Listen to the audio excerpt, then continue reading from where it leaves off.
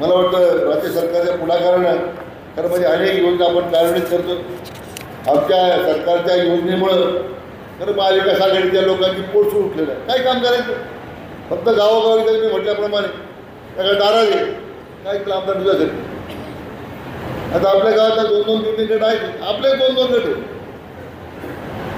विरोधकांचं गटच नाही आहे. तुम्हाला मी सांगतो.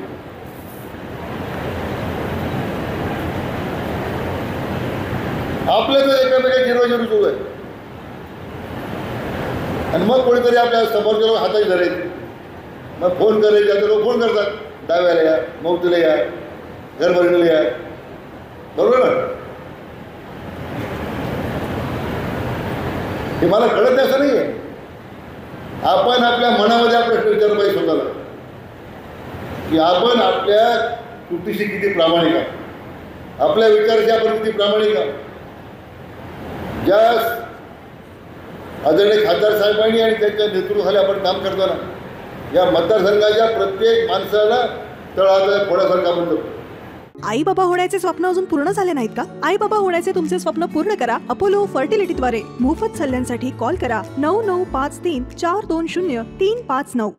ज्यावेळी समोरचा आपण ज्या विचार करतो पुढे येऊ, आपण हा विचार केला पाहिजे की आपलं भवितव्य पुढे घडवलं. आपल्या गावासाठी विकासाची जी मध्यम उभं राहिली कशी उभं राहिली. उद्या येणाऱ्या योजनेची अंमलबजावणी करताना आमच्या तरुण पिढीचं भविष्य कोण जाणार आहे? आता सारासार विचार मित्र आपण करण्याची आवश्यकता आहे. आणि म्हणून मी अधिक वेळ घेत नाही.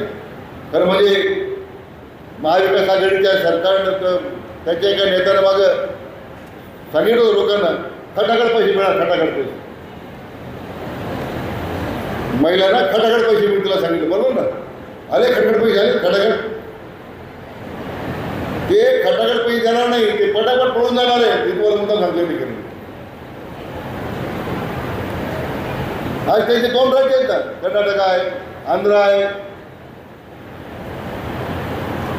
तेलंगणा आहे. कोणत्या राज्यात खटाखट पैसे मिळतात?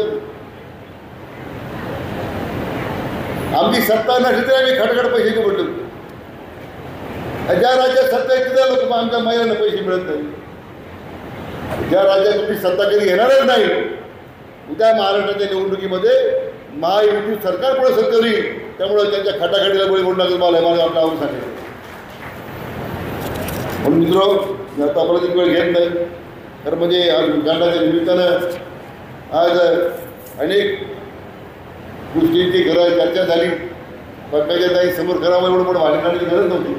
पण मला मुद्दाम काही गोष्टीचा आवर्जून उल्लेख केला पाहिजे. माझ्या दौऱ्यामुळं, कामाच्या कामामुळं थोडा वेळ कमी होतो मला पाहिल्यासारखं. पण आमच्या मतदारसंघामध्ये हे समोर बसले जेवढे खंडे शिलेदार आहेत, आमच्या भगिनी यांच्यावर मी सुरक्षित आहे ही मला प्रत्येकाची भावना आहे.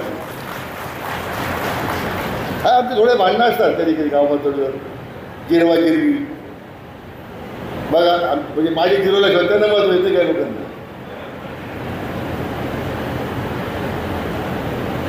उजळून आपलं तो आपला अंतर्गत मुद्दा आपण पाहू काय करायचं. परंतु आज आपल्या महाराष्ट्र पोलीस हाऊसिंगच्या माध्यमातून आपल्या राहता पोलीस स्टेशनला जवळजवळ 54 पोलीस क्वार्टर आणि पोलीस स्टेशन करतात.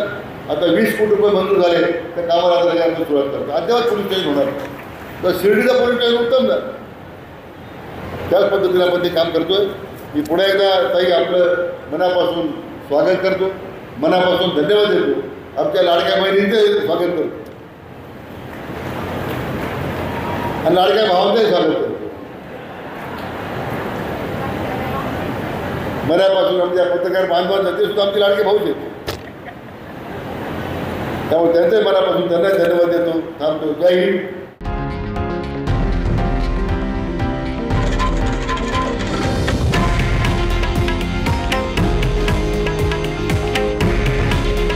हे आहे देशातील नंबर 1 न्यूज नेटवर्क आणि आपण पाहत आहात TV9 मराठी.